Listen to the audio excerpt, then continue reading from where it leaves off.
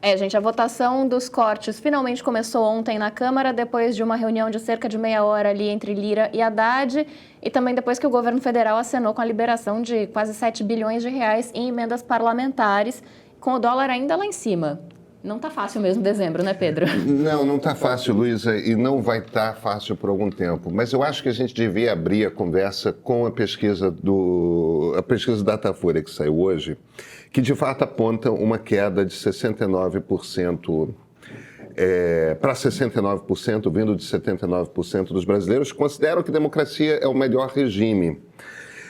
E olha, tá tudo certo, é uma queda, é uma coisa, é um problema. Deixa eu só fazer uma lembrança aqui. Em 2014, 10 anos atrás, o Datafolha ouviu que 62% dos brasileiros achavam que a democracia era o melhor regime. No ano 2000, 47% dos brasileiros achavam que a democracia é o melhor regime. E essa é uma pesquisa que vai se estendendo até lá anos 90 e tudo mais. O ponto fundamental é o seguinte: a média durante a Nova República é que por volta de 50% dos brasileiros acham que a democracia é o melhor regime. Então, mesmo que tenha havido de fato uma queda, como houve de 2022 para cá, e era 79, está em 69, a gente ainda está com um índice muito alto de pessoas que acham que a democracia é o melhor regime. Parece pouco, parece esquisito. Como assim mais de 15% das pessoas acham que uma ditadura é uma boa ideia? Que bizarrice é essa? Tudo bem, é uma bizarrice, não destoa em relação ao mundo. A gente, talvez por ter conversado muito sobre democracia nos últimos anos,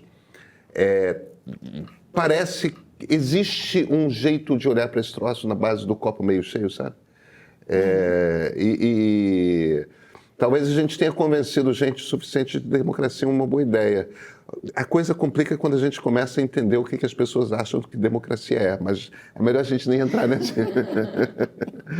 nessa história. E você, Marilis, você acha que democracia é o melhor regime ou mais ou menos? Olha, inventar algo melhor? Eu acho que ainda não. Mas sabe o que me chama a atenção? Eu sei que num primeiro momento, claro, esses números, quando a gente olha, nossa, caíram 10%. Mas eu acho que a gente tem que olhar para os outros números. Eu acho que os outros números acabam sendo mais importantes.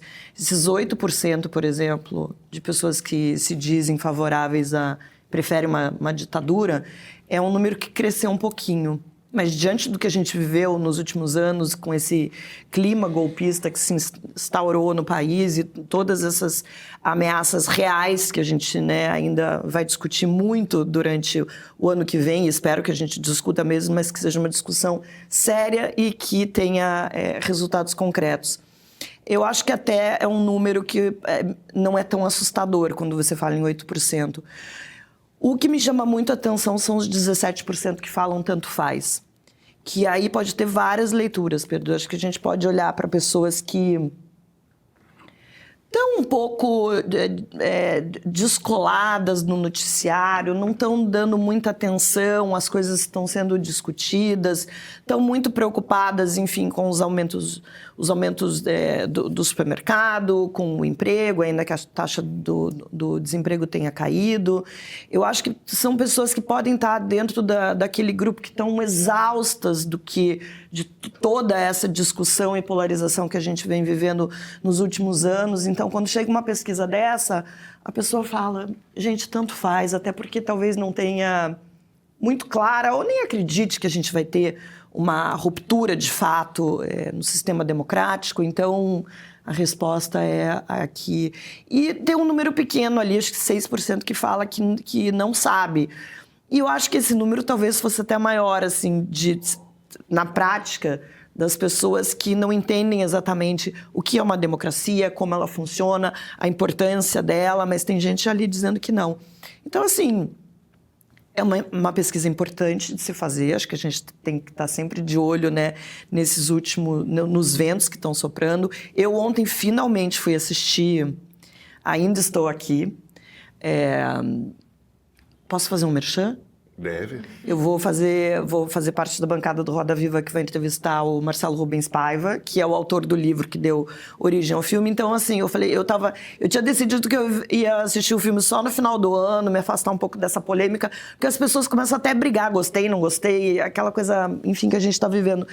E o filme traz toda, apesar dele não ser muito focado no que aconteceu nos porões da ditadura e tal, ele é muito mais focado na história pessoal da Eunice Paiva, que é a mulher do deputado Rubens Paiva, que foi sequestrado e foi morto pela ditadura, né? As dores dessa mulher que fica para criar uma família com 5 filhos, que se vê sem dinheiro, que se vê sem emprego, dá uma reviravolta toda, e no pano de fundo tem todos esses anos de horror que a gente viveu.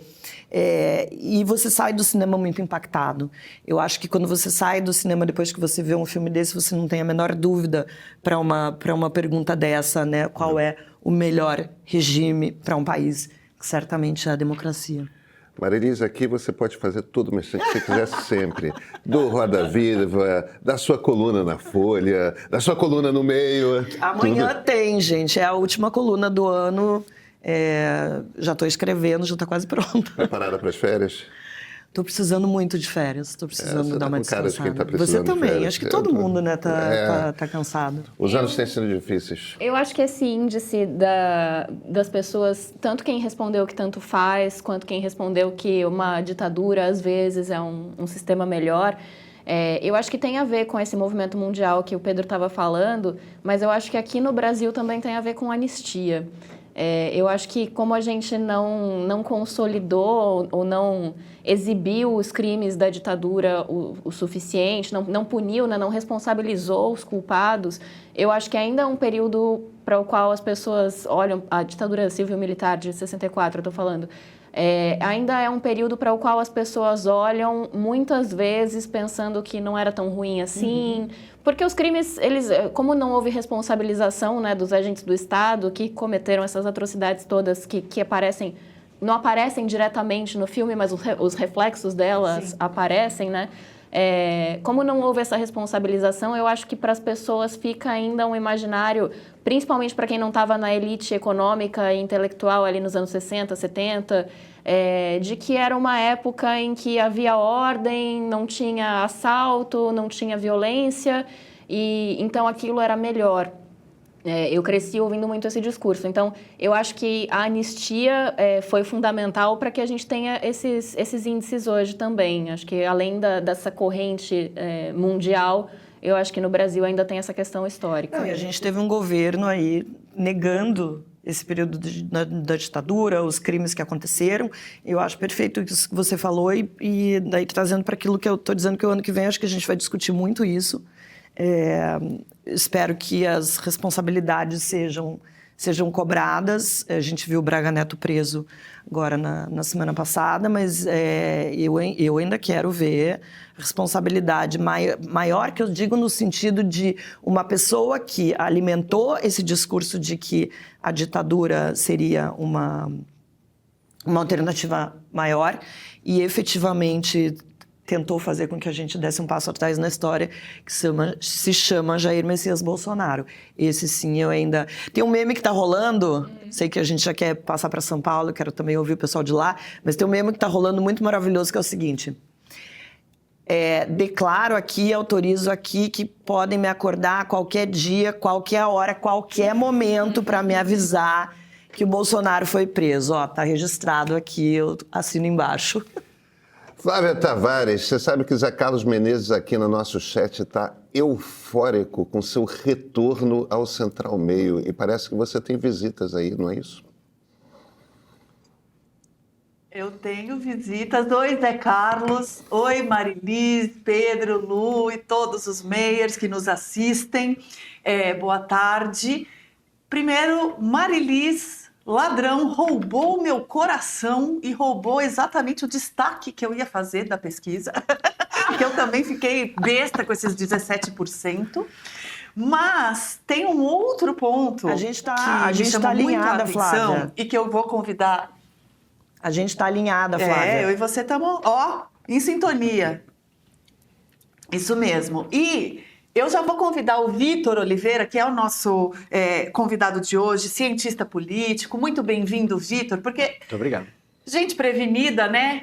Tem 2 destaques. Vai que a outra colunista rouba bem o que a gente tinha pensado, que é o seguinte: segundo a pesquisa, não há muita diferença entre bolsonaristas e petistas que veem na democracia o melhor regime possível. E isso me chamou a atenção pelo seguinte, até pensando... primeiro porque, num primeiro momento, num primeiro impulso, principalmente pela história mais recente, né, da ditadura para cá, a gente associa o apreço por uma ditadura mais à direita no Brasil. A gente sabe que existem outros casos em outros países de ditaduras de esquerda, mas o Brasil sempre teve casos de ditadura à direita. Então, você fala, ué, mas e aí os petistas estão tão indiferentes quanto, né? Mas segundo eleitoralmente pensando, porque foi um ativo, me parece, eleitoral para o Lula bater um pouco nessa tecla. E bater um pouco não, bater bastante. Como se sabe hoje, mais do que necessário, porque de fato estivemos sob risco de uma tentativa de golpe real, né? Então eu queria te ouvir um pouco sobre esse aspecto e tudo mais que você quiser falar, mas Claro. Sobre esse ponto eu estou curiosa para ouvir. Maravilha. Bom, primeiro de tudo, uma boa tarde, acho que para todos aqui que nos acompanham, que acompanham o meio, é um prazer estar aqui. Acho que tem muita coisa para a gente especular, hipotetizar a respeito do porquê, né, dos porquês que esses resultados saem dessa maneira.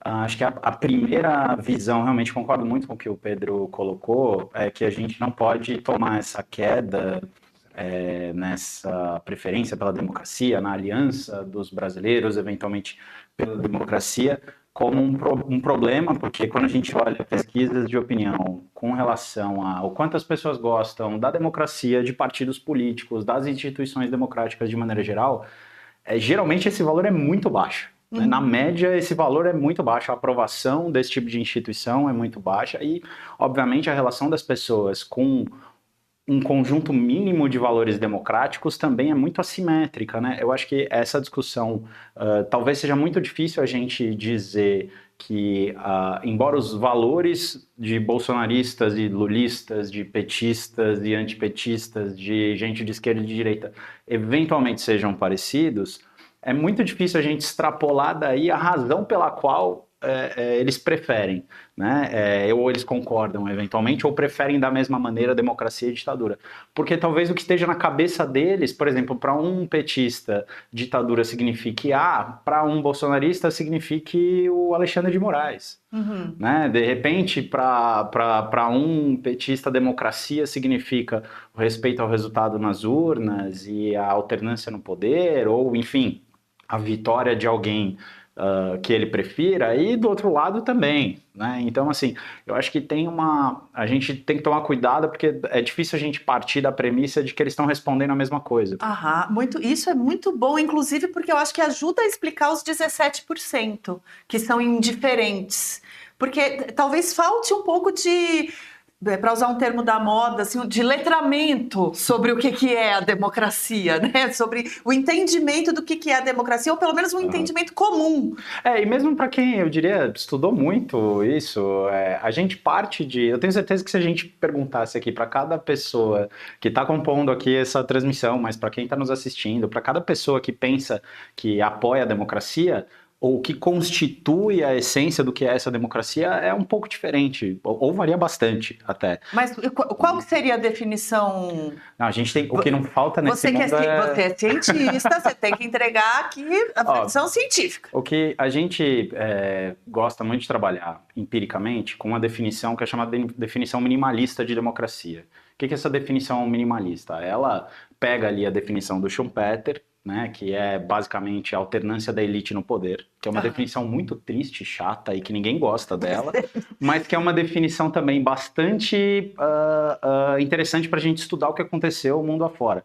Trocar governo sem gente morrer é uma coisa recente na história da humanidade. Não é exatamente assim, a gente não tem um track record como espécie, né? Não tem um histórico muito favorável desse ponto de vista.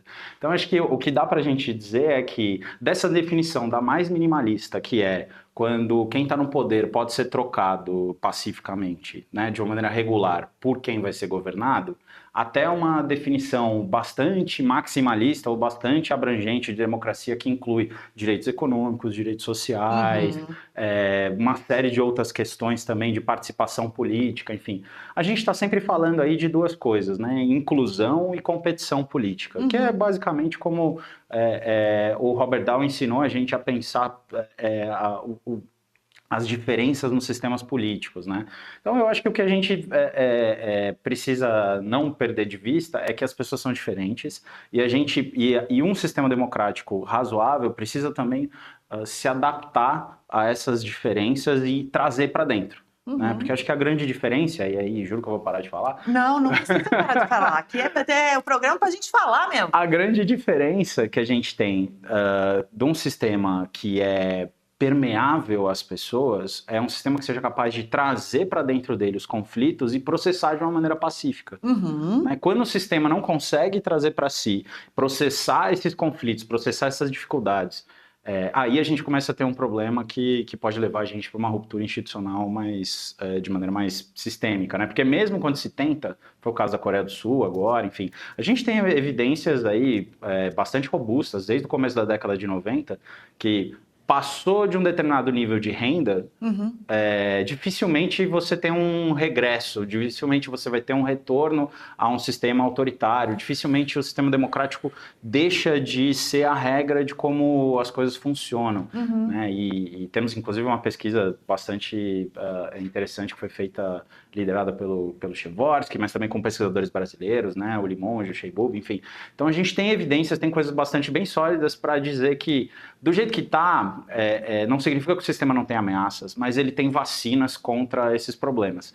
E as diferenças nas preferências, eu acho que também se explicam um pouco sobre a maneira como as pessoas enxergam as características desse sistema. Agora, antes de eu devolver para o Rio e da gente fazer a troca de ideias aqui, eu acho que, trazendo um pouquinho para a prática essa discussão um pouco mais, essa proposição um pouco mais teórica do conceito de democracia, um dos conceitos também recentes do descontentamento com a democracia, né? As pessoas não se sentem, ou algumas pessoas, ou boa parte das pessoas, não se sentem mais contempladas, se é que já se sentiram, mas não se sentem integralmente contempladas pelo regime democrático, né? Então, seja porque não tem acesso a todos os direitos, a todos os benefícios, não tem acesso a direitos econômicos, como você colocou. Mas tem um outro ponto também, que é o da desconfiança nas instituições democráticas, né? E aí eu acho que isso é um ponto central para a gente olhar tanto esse cenário de hoje quanto para essa pesquisa. Porque associada a essa pergunta da democracia, vem sobre a confiança nas instituições. E a gente vê que o Congresso, por exemplo, e os partidos políticos, em particular, essas duas em particular, são duas instituições cuja desconfiança é altíssima. E que são duas das instituições democráticas fundamentais. Com todos os seus defeitos, elas são parte de uma democracia funcional. Agora, também o Congresso não está ajudando a gente a ajudar o Congresso também a ter alguma confiança. Eu acho que se a gente separar assim, primeiro tem um efeito que é geral, amplo e restrito com relação a todas as instituições democráticas, por assim dizer, né? Partidos, principalmente. Ninguém gosta de partido político em lugar nenhum do mundo. Okay. Então, assim, a avaliação política, a avaliação da população, geralmente a opinião sobre essas instituições, costuma ser baixa. No Brasil, a gente costuma olhar isso daí de uma maneira relativa com relação a, por exemplo, os militares. Né? Então, eu acho que é muito mais importante do que a gente olhar que o apoio é baixo ao Congresso e a outras instituições democráticas, mas olhar como está a relação disso com os militares. Eu acho que dada a nossa história de autoritarismo ser instrumentalizado por diversas elites, né, não só a direita, inclusive, né, mas assim, a gente ter um histórico de achar que um golpe vai resolver as coisas e da gente ter tido um passado como que a gente tem, eu acho que a relação do militarismo, o intervencionismo militar na política e essa sombra que paira sobre a democracia no Brasil, tudo isso me parece que é muito mais importante a gente analisar de uma perspectiva relativa. Então, o quanto que a confiança no exército e a visão de que esse exército deveria participar da política é razoável, é algo justo, é algo aceito. É Mas mais as importante... coisas não andam necessariamente juntas, né? Confiar no exército e achar que deve entrar na política. Com certeza, né? não. Com certeza. Aí, só eu acabei te interrompendo, desculpa, Não, só porque... Mas só para trazer o dado, né? Caso o nosso público não tenha visto, eles separaram a confiança nas instituições por eleitores de Lula e de Bolsonaro, para ver como é que cada grupo reage a essas instituições. E para pegar o exemplo das Forças Armadas, os eleitores de Lula têm um alto índice de confiança nas Forças Armadas também, de 72%. Agora, quando você olha para os eleitores de Bolsonaro, a confiança é ainda maior, é de 77%. Ainda assim, em ambos os grupos é bem alta, é uma das maiores, né? O ponto que eu vou usar para devolver para o Rio é que, em contrapartida, os eleitores de Lula, a instituição em que os eleitores de Lula mais confiam, as duas primeiras são a Presidência da República e o Ministério Público. E em terceiro, para minha surpresa, vem a imprensa. No grupo bolsonarista, a ordem são grandes empresas brasileiras, Forças Armadas e Ministério Público. E em quarto lugar, imprensa também.